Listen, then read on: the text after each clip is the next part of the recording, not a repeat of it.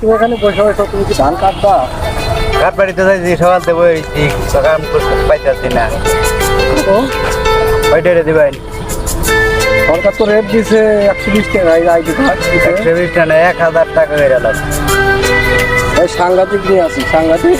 সাংঘাতিক আরও কাজ এইটাই হোক কারণ আমরা তো কাঠ আছে আমরা গরিব মানুষ 1000 টাকা যদি কাটেন তাহলে আরে 120 টাকা কাটলে কাটো না না কাটলে না চলে যায়।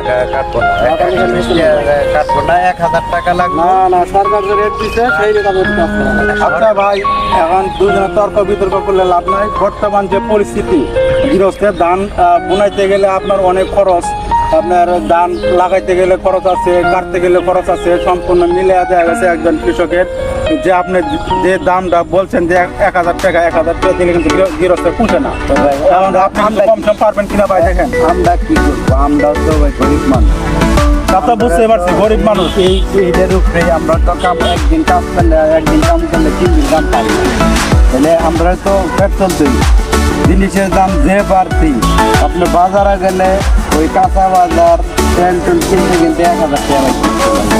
তা তো বুঝতে পারছি বর্তমান বাজারে 1000 টাকা কম না। কথা একটাই যদি 1000 টাকা পারে তাহলে করাম নাহলে কাটতাম না। আমার এই লাস্ট কথা তাহলে আর কি করার আছে আঙ্কেল, তাহলে অন্য জায়গায় চেষ্টা করে দেখেন। অন্য জায়গায় কামলা দেখেন। বর্তমান তুমি চলে চলে যাও।